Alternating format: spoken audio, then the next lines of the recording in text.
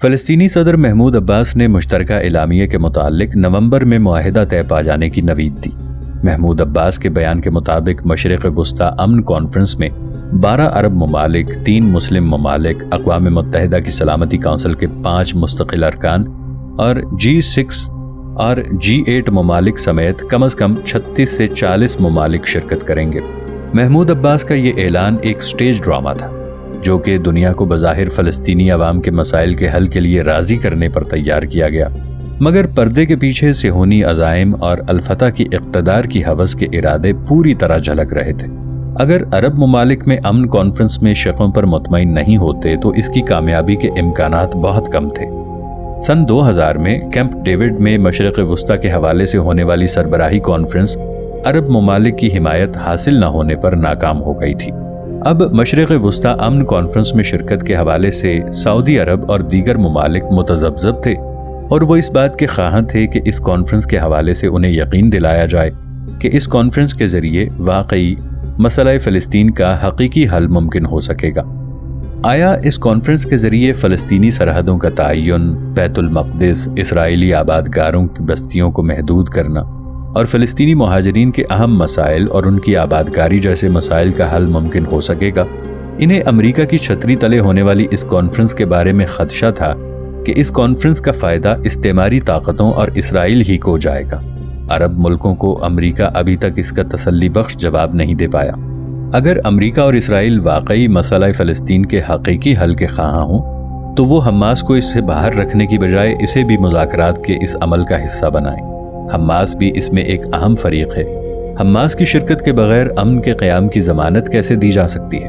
اگر امریکہ اور اسرائیل کسی مشترکہ منصوبے پر متفق ہوتے ہیں تو مقصد یہی ہے کہ عرب ملکوں کو نام نہاد امن کے نام پر اکٹھا کر کے اپنے مفادات کا تحفظ یقینی بنایا جائے، اور رہ گئی حماس تو اس کو بزور طاقت کچل دیا جائے۔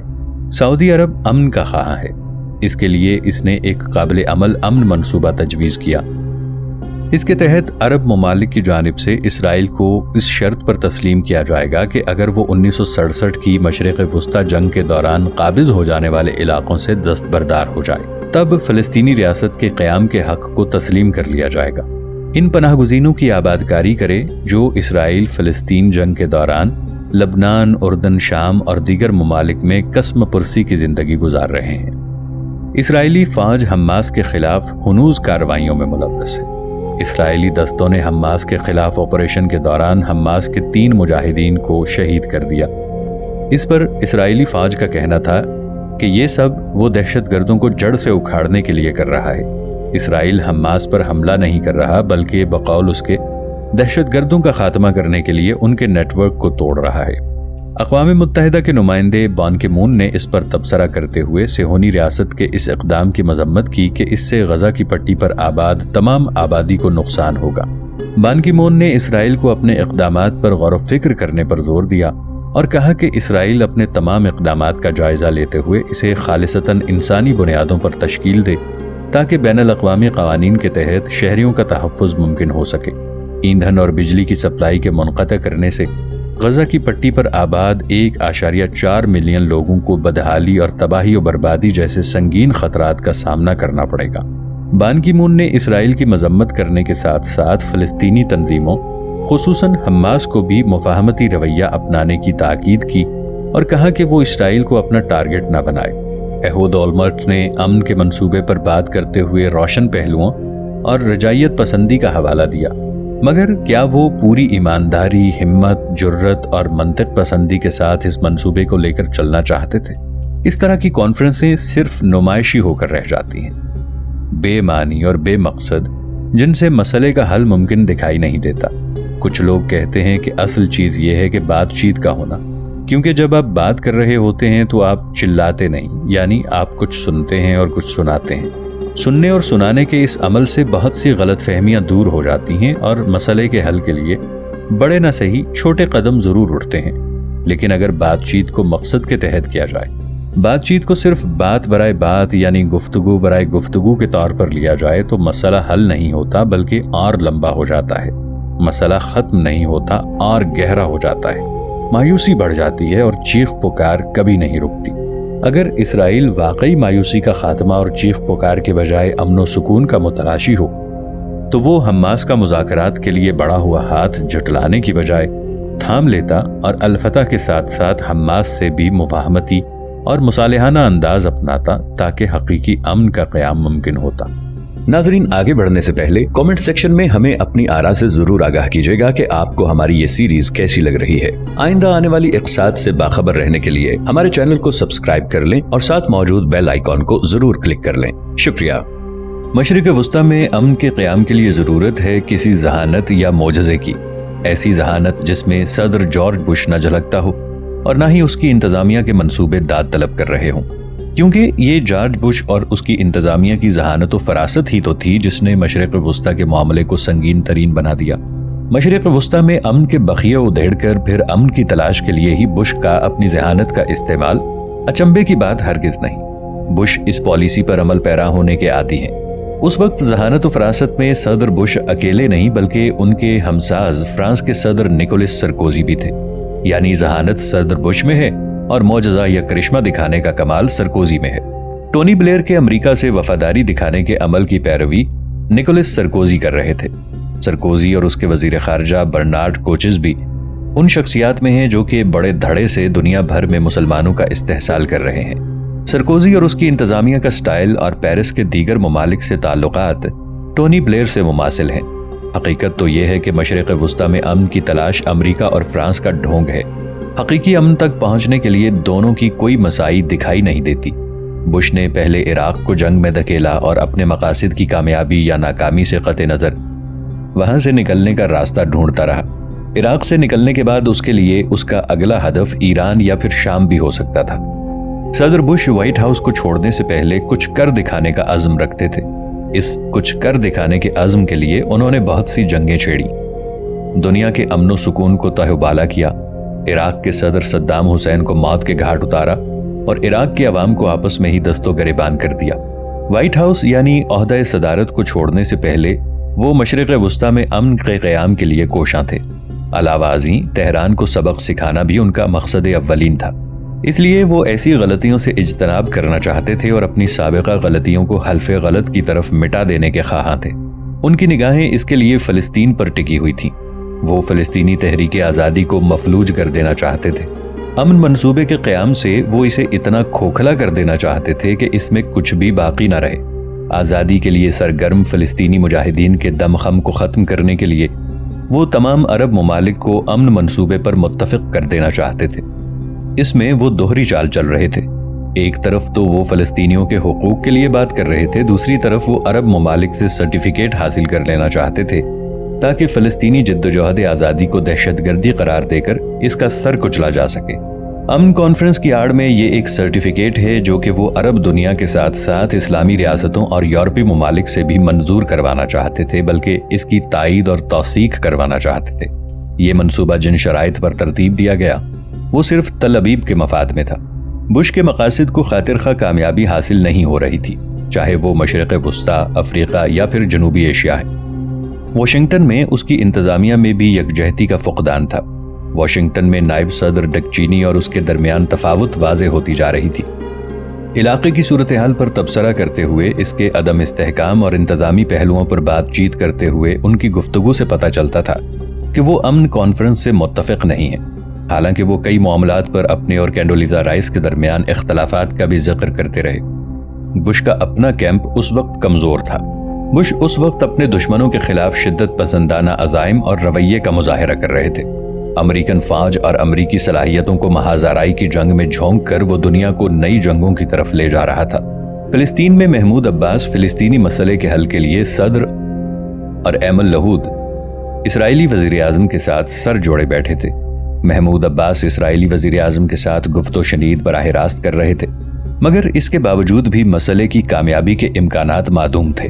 اس بات کی توقع نہیں نظر آ رہی تھی کہ مشکل ترین مذاکرات سے گزر کر بھی کوئی متفقہ حل ممکن ہو سکے گا۔ چند نکات پر متفق ہونے کے علاوہ کوئی ٹھوس حل سامنے آنے کی توقع نہیں تھی۔ نیو روڈ میپ منصوبہ 20 سال کے بعد دوبارہ بات چیت کا آغاز تھا۔ محمود عباس جس امن کے لیے مسلم دشمن طاقتوں سے محو گفتگو تھے، اگر وہ کوئی حتمی منشور ترتیب دے بھی لیتے तो मुमकिन नहीं था कि अरब रियासतों को इस पर कायल किया जा सकता। हमास और हिजबुल्लाह की आज़ादी की तहरीक को कैसे ठंडा किया जा सकता था? महमूद अब्बास अगर हमास से मुज़ाकरात के बारे में संजीदा हो भी जाते तो बुश कभी ये नहीं चाहते थे कि अल-फतह और हमास यकजा हों, क्योंकि अल-फतह और हमास की यकजाई इसराइल के खिलाफ है। महमूद अब्बास अगर इसराइल के साथ मिल बैठते हैं तो दूसरी तरफ गजा की पट्टी पर उन्हें फिर भी मज़ाहमत का सामना रहेगा और हमास से महाज़ाराई जारी रहेगी। हमास, जिसे कि वाशिंगटन इंतज़ामिया दहशतगर्द तंजीम करार देती है। हमास का नाम भी हिजबुल्लाह, ईरान, शाम वगैरह की तरह वाशिंगटन के दुश्मनों की सफ में आता है। इसराइल अमन कॉन्फ्रेंस के सिलसिले में बड़ा सरगर्म और पुरजोश था, क्योंकि वो इस हकीकत को अच्छी तरह जानता था कि इससे फ़लस्तीनी अवाम के मसाइल का कोई हल नहीं निकलेगा। वो ऐसा कोई हल निकलने भी नहीं देगा जो कि महमूद अब्बास को ये कहने पर मजबूर कर दे कि वो इस रोड मैप प्लान से एक कदम आगे बढ़ गए हैं। वो तस्फिया करवाने में कामयाब हो गए हैं कि जिसकी फ़लस्तीनी ख्वाहिश रखते हैं। एहूद ओलमर्ट इस कोशिश में थे कि वो अमरीकी पासपोर्ट ज़्यादा से ज़्यादा हासिल करें और एक मुदब्बिर और ज़ीरक सियासतदान की तरह इस मसले से निपटें कि लाठी भी ना टूटे और सांप भी मर जाए। इससे वो जुलाई 2006 में लबनानी मुज़ाहमत में होने वाली शर्मिंदगी का कुछ इजाला कर सकते थे। अमन कॉन्फ्रेंस में सिहोनी अज़ाइम का हुसूल उन्हें नेतन्याहू का सामना करने के भी काबिल बना देगा, जिसका सितारा रोज़ बरोज़ उरूज पर था। अरब ममालिक, उर्दन, मिस्र मसले के हल के लिए अपनी सी कोशिशें कर चुके थे। इसराइल के साथ मसालेहत और अमन माहिदे के लिए उनका अपना एक मौक़िफ़ था, मगर अब उनसे जो तवक्को की जा रही थी वो ये कि अमरीका और इसराइल के तसव्वुरात और नज़रिए को सपोर्ट करें। अरब ममालिक को भी इस बात पर एतराज़ था कि इसका एजेंडा वाज़े नहीं है। वो भी मसला फ़लस्तीन का हल चाहते थे, मगर कुछ मामलात के मुताल्लिक हतमी नतीजे पर पहुँचने के बाद। यरूशलम, मुहाजिरीन, सरहदों का तयन और फ़लस्तीनी रियासत, ये वो मामलात हैं जिनके बगैर वो इस कॉन्फ्रेंस के एजेंडे को तस्लीम करने को तैयार नहीं थे। मगर बुश और अमरीकी इंतज़ामिया इस कोशिश में थी कि कुछ अरब शख्सियात को अपना बाजगुजार या शुक्रगुजार बनाकर अमन कॉन्फ्रेंस में शिरकत के लिए घेर लिया जाए, जैसा कि लबनानी वज़ीर आज़म, जो कि अपने मकासद और अपोजिशन का सामना करने के लिए बैनुल अक़वामी खुसूसी अमरीकी हिमायत हासिल करने के लिए सर तोड़ कोशिश कर रहे थे। दीगर अरब ममालिक को भी अपने मक्काराना मकासद को खुलूस के पर्दे में लपेट कर पेश करने की कोशिश की जा रही थी। अमन मुज़ाकरात फिलहाल तो नाकाम ही नजर आते थे। बुश इंतज़ामिया अपनी तमाम तर ज़हानत के साथ सेहोनी रियासत को सहूलतें और रियायतें मुहैया करने में नाकाम हो रही थी। ओलमर्ट अपनी शिकस्त का इंतकाम लेना चाहता था। महमूद अब्बास हमास के खिलाफ बदले की आग में झुलस रहा था। अरब ममालिक अपने नज़रिए से हटने को तैयार नहीं थे। बुश इंतज़ामिया सरकोजी के साथ मिलकर मुस्लिम दुनिया के खिलाफ महाज गर्म रखे हुए थी और अपने अहदाफ के लिए दुनिया को फुटबॉल बनाए हुए थी। अमन कॉन्फ्रेंस बुश की चालों से तो कामयाब होती नहीं दिखाई दे रही थी। अगर सरकोजी की फरासत काम कर जाए तो शायद सहूनी रियासत का काम बन जाए। सरकोजी से मोजज़े की तवक्को क्या अबस है, जबकि वो बुश का साथ देकर अपनी फरासत में इजाफा भी कर चुके हैं। बुश इंतज़ामिया हमेशा से अपने हरीफों को झुठलाने की आदी है। मतलब निकल जाने के बाद वो पूछने के उसूल की कायल नहीं है। बुश वीटो पावर इस्तेमाल करने में मकबूलियत के हामिल थे। अंदरूनी सतह पर दहशतगर्दी की सरगर्मियों को रोकने के हवाले से जारहाना अज़ाइम के लिए वो मकबूल तो हैं, मगर अवाम में उनकी पॉलिसियों को पजीराई हासिल नहीं हो सकी। उनकी पॉलिसियों को शुरू में तो सराहा गया, मगर अब वो बैनुल अक़वामी सतह पर निशाना बनाई जा रही हैं। बुश इराक में अपने 1 लाख दस्तों के साथ जंग जीतने का आज़म लिए हुए था। इराक में जंग बुश का विरसा गिना जाएगा, लेकिन अब इराक के बाद ईरान में जंग के बादल मंडला रहे थे, जो कि अपने न्यूक्लियाई प्रोग्राम के हवाले से मगरबी दुनिया को खटक रहा था। इराक को तबाही के दहाने पर पहुंचाने के लिए बुश और टोनी का साथ मिसाली था। अब बुश का साथ सरकोजी दे रहा था। अब हदफ ईरान और फलस्तीनी रियासत के ख्वाब को चकनाचूर करना था।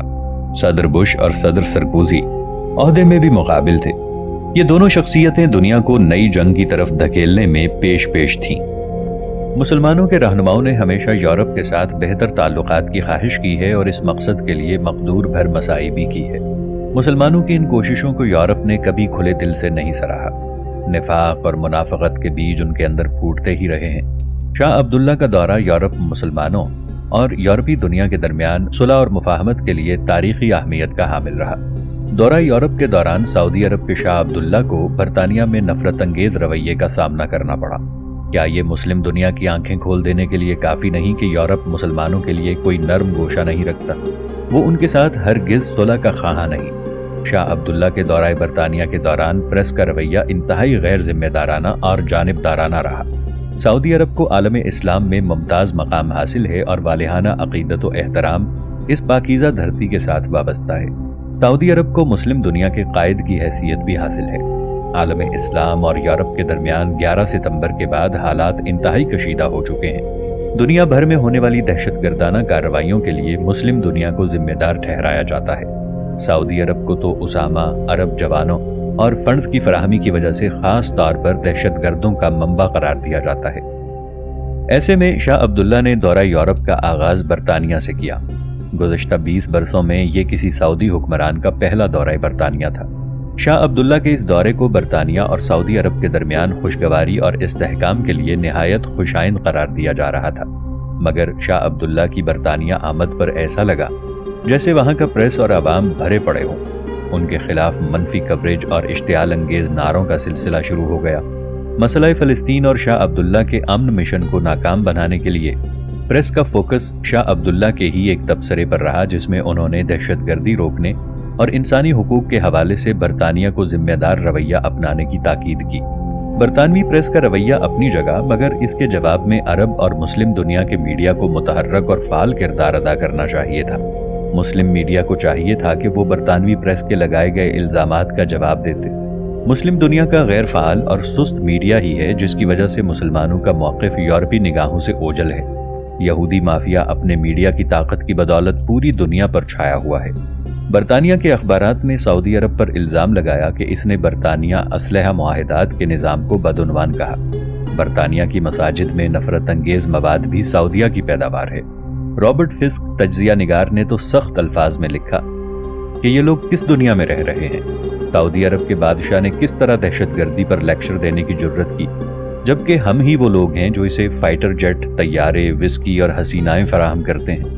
کس طرح آپ ہماری انٹیلیجنس کو نشانہ بنانے کی جرت کرتے ہیں جبکہ آپ خود انسانی حقوق کی خلاف ورزی کے حوالے سے مایوس کن ریکارڈ رکھتے ہیں۔ افسوس کی بات تو یہ ہے کہ برطانوی پریس نے شاہ عبداللہ کے دورے کی بنیادی مقاصد سے انحراف کرتے ہوئے مشرق وسطیٰ اور دنیا کی حفاظت جیسے اصل مسائل کی بجائے سعودی عرب پر کیچڑ اچھالنے میں خود کو مصروف رکھا، جو کسی بھی ذمہ دار ملک کے پریس کو زیب نہیں دیتا۔ کیا برطانوی پریس اس حقیقت سے آگاہ نہیں کہ دنیا کی اقتصادیات میں سعودی عرب کا کردار کتنا زیادہ ہے؟ مغربی دنیا تیل کے لیے سعودی عرب پر انحصار کرتی ہے۔ مشرق وسطیٰ میں برطانیہ کو سعودی عرب کا قریب ترین تجارتی حلیف سمجھا جاتا ہے۔ دہشت گرد مخالف جنگ کے علاوہ بھی مختلف شعبوں میں ان کا تعاون جاری ہے۔ صرف گزشتہ سال اس سال برطانیہ سے 3.5 ارب پاؤنڈ کا سامان سعودی عرب کو فروخت کیا گیا۔ برطانیہ کو سعودی عرب کا ٹائفون جیٹ فروخت کرنے کا ٹھیکہ بھی مل چکا۔ سعودی عرب اور برطانیہ میں 1980 کی دہائی میں اسلحہ معاہدے کے سبب تلخی پیدا ہوئی تھی۔ 1980 میں سعودی برطانوی اسلحہ معاہدوں میں کرپشن کے الزامات کی تفتیش کے حوالے سے برطانیہ نے سعودی شہزادوں کے سوئٹزرلینڈ بینک کھاتوں کی تحقیقات کی بات کی۔ اس پر سعودی عرب نے دونوں ملکوں کے درمیان دہشت گردی کے معاملات پر تعاون ختم کرنے کی دھمکی دی تھی۔ کرپشن کے خلاف کام کرنے والے کارکنوں نے اس وقت احتجاج کیا تھا، مگر معاملہ رفع دفع ہو گیا۔ لیکن دوبارہ تلخی اس وقت پیدا ہو گئی جب دورہ برطانیہ کے آغاز کے وقت شاہ عبداللہ نے شکایت کی کہ دہشت گردانہ حملوں کے متعلق سعودی عرب نے برطانیہ کو معلومات فراہم کی تھی، مگر برطانیہ نے نوٹس نہیں لیا۔ 2005 میں ہونے والے حملوں کو بروقت نوٹس لے کر روکا جا سکتا تھا۔ شاہ عبداللہ نے ملکہ الزبتھ سے ملاقات کے دوران برطانیہ کو فلسطینی المیہ کے خاتمے کے لیے آگے آنے پر زور دیا۔ انہوں نے کہا کہ ہم امن مذاکرات کو ترجیح دیتے آئے ہیں۔ آپ کی باوقار حکومت ہمارے فلسطینی بھائیوں کے المیہ کو ختم کرنے میں بھرپور مدد کرے گی۔ شاہ عبداللہ کی فہم و فراست کو پوری دنیا میں سراہا جا رہا تھا۔ وہ مسئلہ فلسطین کے حل میں خصوصی دلچسپی رکھتے تھے۔ 2002 میں انہوں نے فلسطین کے حوالے سے ایک امن منصوبہ بھی تشکیل دیا تھا۔ الفتح اور حماس کے درمیان تنازع کو حل کرانے کے لیے انہوں نے مکہ معاہدہ کروایا تھا۔ عالم اسلام نے اس پر ان کی خوب ستائش کی تھی۔ انہوں نے برطانیہ کے اس اہم دورے پر 3 2 رکنی معاہدات پر دستخط کیے، جن میں ٹیکس سے متعلق 2 معاہدات اور وزرائے خارجہ کے مابین سیاسی مصلحت سمیت تکنیکی اور پیشہ ورانہ تربیت کے لیے یادداشت مفاہمت پر دستخط کیے تھے۔